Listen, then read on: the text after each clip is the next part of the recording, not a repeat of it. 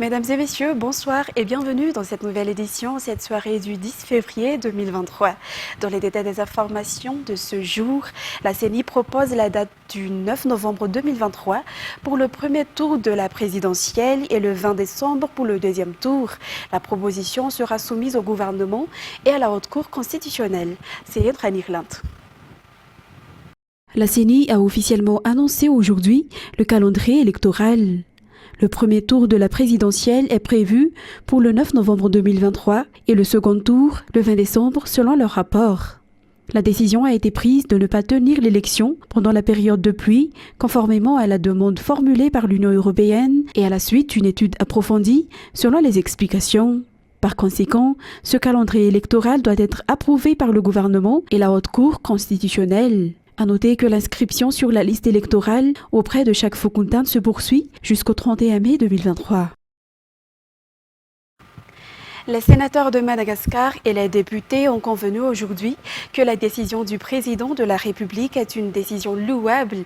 À cet effet, nous devrions œuvrer ensemble pour voir de près le volet social du peuple malagasy, à l'instar de ce qui a été fait par le gouvernement au cours de ces 4 dernières années. Cette initiative répond directement aux besoins de la population selon les explications. Pour le parti politique IFI dirigé par le sénateur de Madagascar, la mise en œuvre des instructions du président de la République sur les actions sociales sera renforcée et ce sera de manière progressive chaque mois. Les détails avec Cécile Sylvain et Sech Adjianab. Le président de la République, Andrzej a déjà donné l'exemple et donné des consignes pour que l'État accorde plus d'attention aux problèmes sociaux de la population. Cela est actuellement mis en œuvre. Et pour le parti politique IFI spécifiquement, cette plateforme a distribué des aides aux plus vulnérables au sein de Fuktan Andzes Gandavamamb. Le travail ne s'arrête pas seulement au gouvernement exécutif, mais est soutenu par cette plateforme, a confirmé Richard Ramanambitan, sénateur de Madagascar.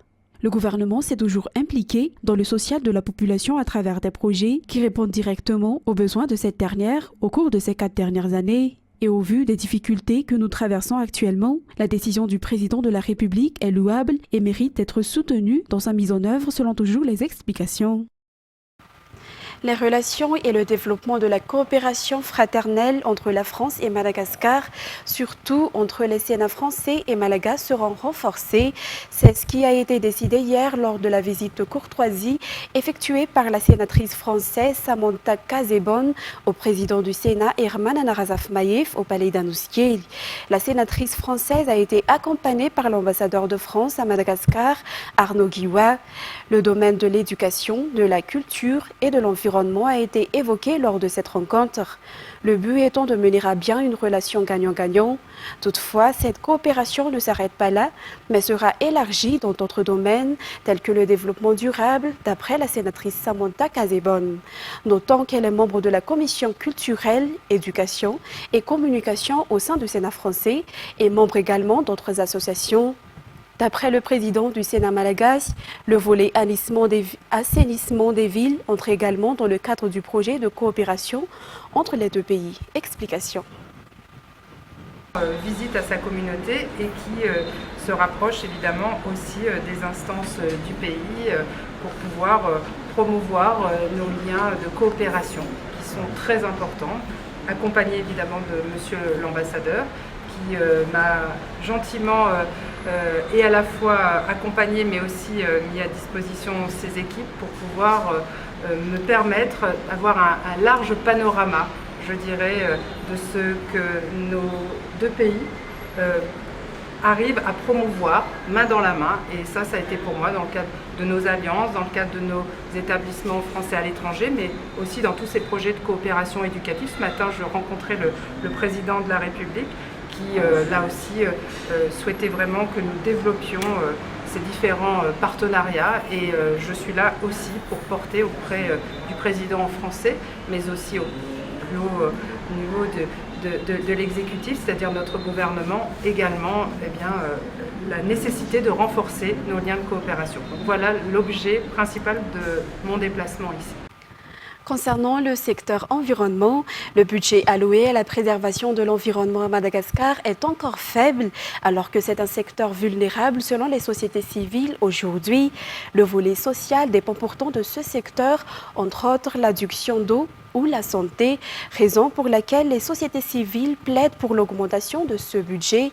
Le secteur privé, la société civile et l'État doivent collaborer ensemble afin d'arriver à l'amélioration du secteur.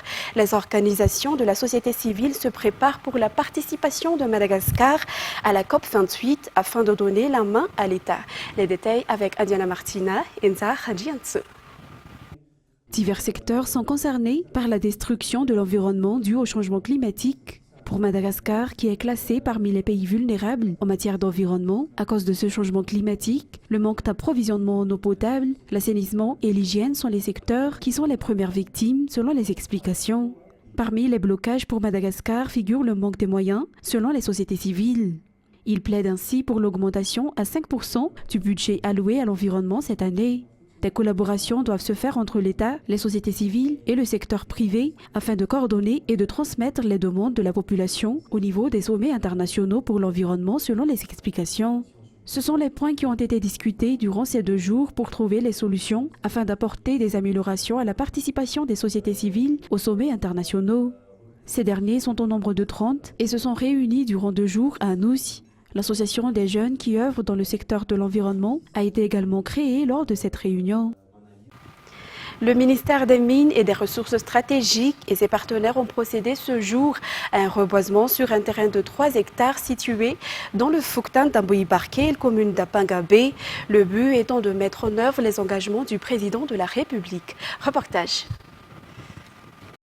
6000 jeunes plantes d'eucalyptus, d'acacia et de pin ont été plantées par le ministère des Mines et des Ressources stratégiques et les partenaires impliqués dans l'exploitation minière sur le terrain de l'Omnis dans le Fouctan d'Amboui-Barké à Pangabé ce jour. Les villageois des Foukoutans environnants prendront en charge le suivi de ces arbres plantés selon le ministre des Mines et des Ressources stratégiques. Cela pour que les générations futures puissent en profiter. Et toujours selon les explications, l'Omnis occupe ce terrain depuis 37 ans et a déjà planté 2 millions d'arbres sur une superficie de 32,5 hectares. Restons toujours dans ce même contexte, l'eau et la forêt sont indissociables. La présence d'arbres permet de préserver le barrage de l'envahissement des mauvaises herbes. C'est le point de vue qui a été adopté lors de reboisement réalisé par la société Jirama et le ministère de l'eau, de l'assainissement et de l'hygiène à Mbouitstak à Tchandzouzourbe aujourd'hui. L'endroit où les arbres ont été plantés a été choisi pour la protection du grand barrage de la zone qui alimente en eau plus de 20 fouctagnes de la commune d'Andzouzourbe. Ce barrage à Mbouitstak à Andzouzourbe alimente en eau les 24 fouctagnes de la commune d'Andzouzourbe et irrigue les rizières ainsi que les cultures des habitants. Un barrage qui s'est formé vers 1991 selon les déclarations de Rakuteni Jane David, maire de la commune d'Andzouzourbe. Faire du reboisement n'est pas seulement une action de protection de l'environnement, c'est aussi contribuer à l'approvisionnement en eau potable et à la gestion multisectorielle de l'eau, souligne Fidina Frafouket, ministre de l'eau, de l'assainissement et de l'hygiène. 5000 jeunes plantes d'acacia ont été plantées aujourd'hui à Mbouitstak, Andzouzourbe, lors de ce reboisement organisé par la société Jirama et le ministère de l'eau, de l'assainissement et de l'hygiène en collaboration avec les habitants et les écoliers d'Andzouzourbe.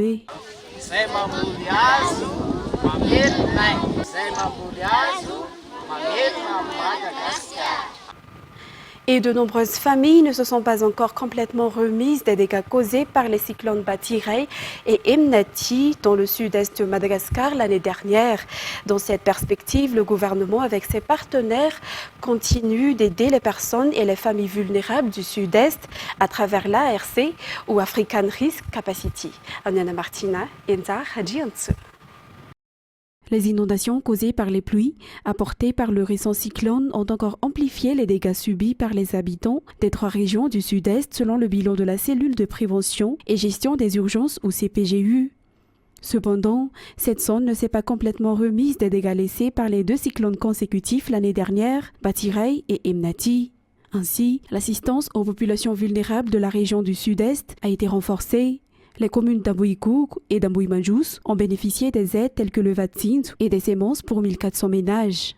L'aide aux populations vulnérables s'est poursuivie dans d'autres communes du district de Vangaïdjan. Plusieurs ménages de la commune de Louapar ont également obtenu des semences, des engrais et ont également bénéficié du vaccin. Ces actions qui ont été réalisées par le gouvernement entrent dans le cadre du programme d'assurance ARC ou Africa Risk Capacity. Il n'a pas non plus été oublié d'offrir des aides aux habitants qui ont été touchés par les inondations survenues lors du passage du cyclone Chenezo dans les communes de Tsararaf et d'Anousveil. Et le monde de la pétanque malagasy pleure le décès de l'ancien président de la fédération de pétanque, Gérard Naturel, qui a été à la tête de cette fédération de 2010 à 2013. Il a grandement contribué à l'amélioration et au développement de la pétanque à son époque, notamment pour notre participation à des compétitions internationales. Les détails avec Anzara Zonarville et Rad Ramananzatov. Gérard Naturel, ancien président de la Fédération malagasy de pétanque, est décédé samedi dernier à 62 ans. Un décès dû à un arrêt cardiaque selon les informations. Et ce qui a marqué son mandat à la tête de la fédération, c'est notre participation aux compétitions internationales. En effet, de 2010 à 2013, il a dirigé la fédération et pendant ce temps, nous avons pu accueillir la première édition de la Coupe du Monde de la Confédération qui s'est tenue au Stade couvert de Mahamasn en 2011, à l'issue de laquelle l'équipe nationale malagasy a été sacrée championne parmi les 8 meilleurs pays du monde dans cette discipline. Il n'avait été président que pendant peu de temps, mais il a accompli beaucoup de choses pour l'amélioration de la pétanque. Grâce à Gérard Naturel, nous avons pu participer également au Master de pétanque, un immense tournoi de pétanque qui se tient chaque année en France. À la fin de son mandat, il a choisi de jouer et a participé dans la catégorie vétéran. La dernière fois qu'il a participé, c'était lors de la Coupe du Président qui s'est déroulée au boulodrome du Building Iva dernièrement. Son équipe est sortie championne dans cette catégorie. Le corps de Gérard Naturel a quitté l'hôpital H.I.R.A. Anous ce matin et sera transporté à la commune d'Anzanatori, district d'Ambujachim, dans son foyer. Et son enterrement aura lieu dimanche 12 février à Anzanatori. La famille de la pétanque est venue en grand nombre soutenir sa famille et lui rendre un dernier hommage à la H.I.R.A. Anous, notamment la FSPM ou la Fédération Sport de Boules de Madagascar.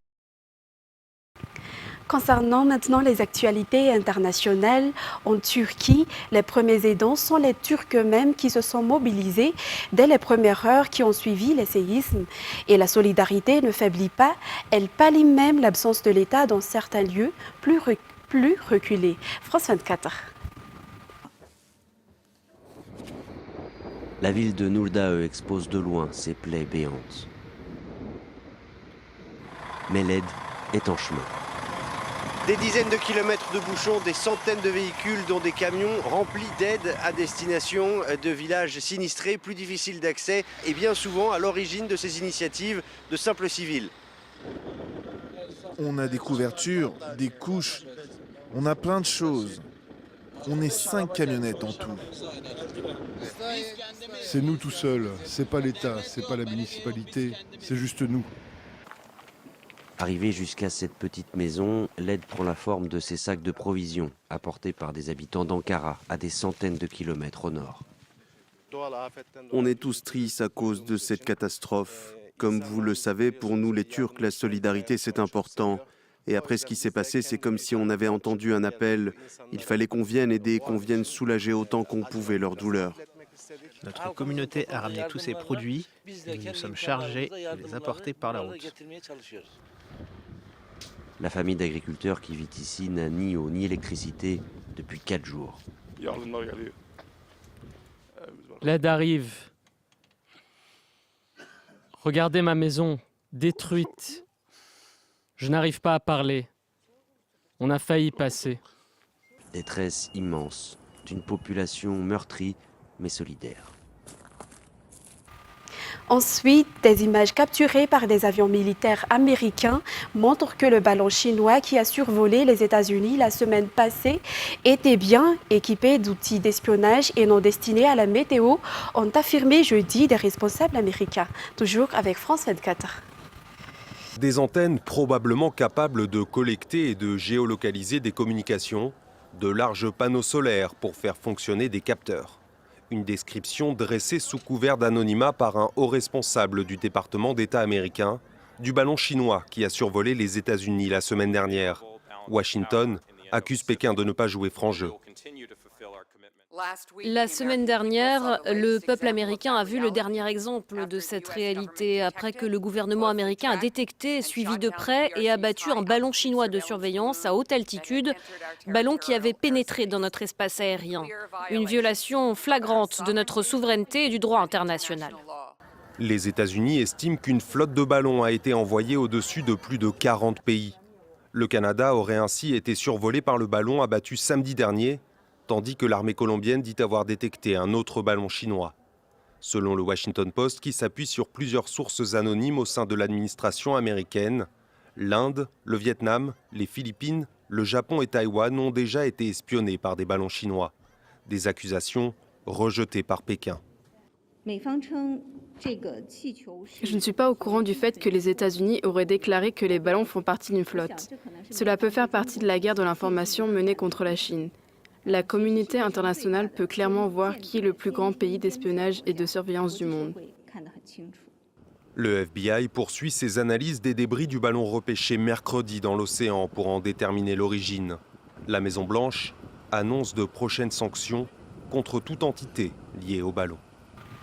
Et puis, Emmanuel Macron a affirmé dans la nuit de jeudi à vendredi que des avions de chasse réclamés par l'Ukraine ne pourraient en aucun cas être livrés dans les semaines qui viennent, assurant privilégier des armes plus utiles et plus rapides. France 24. Après avoir été accueilli en héros au Parlement européen, Volodymyr Zelensky a pris la parole ce jeudi devant les 27 de l'UE. Une intervention avec pour objectif principal d'exhorter les dirigeants de l'Union européenne à accélérer les livraisons d'armes pour son pays. Nous avons besoin d'artillerie, de munitions, de chars modernes, de missiles à longue portée, d'avions de chasse modernes. Merci de nous offrir le soutien militaire que vous nous offrez. Merci d'en faire davantage. Nous devons aller plus vite que notre agresseur. Une liste non exhaustive des besoins militaires urgents de l'Ukraine en réponse à la nouvelle offensive russe lancée dans l'est du pays. Mais la demande reste ambitieuse selon le président français Emmanuel Macron, qui a averti que l'envoi des avions de combat à Kiev ne serait pas instantané. Dans aucun cas, des avions de chasse ne peuvent être livrés dans les semaines qui viennent, parce qu'il y a des délais de formation, de livraison, et une formation incompressible pour des avions qui ne sont pas connus des pilotes ukrainiens. Et donc je ne l'exclus absolument pas, mais ça ne correspond pas aujourd'hui aux besoins. Une promesse prudente du soutien de l'Union européenne, qui craint que le déploiement d'avions de combat occidentaux débouche sur un conflit ouvert entre l'OTAN et la Russie. Autre point clé abordé par les 27, le 10e paquet de sanctions de l'UE contre Moscou. Des sanctions qui s'ajoutent aux 67 milliards d'euros de soutien octroyés depuis le début de l'invasion, en février dernier. La Russie doit payer pour la destruction causée et pour le sang versé. Dans les prochains jours, nous proposerons le 10e paquet de sanctions. Premièrement, nous imposerons des sanctions à un certain nombre de dirigeants politiques et militaires. Nous ciblerons les propagandistes du président russe parce que leurs mensonges empoisonnent l'espace public en Russie et à l'étranger. L'adhésion de l'Ukraine à l'Union européenne a également été évoquée. Des négociations pourraient débuter cette année. Mesdames et messieurs, et c'est avec ce reportage que nous terminons cette édition. Nous vous remercions de l'avoir suivi jusqu'à la fin. Excellente soirée en notre compagnie. Au revoir.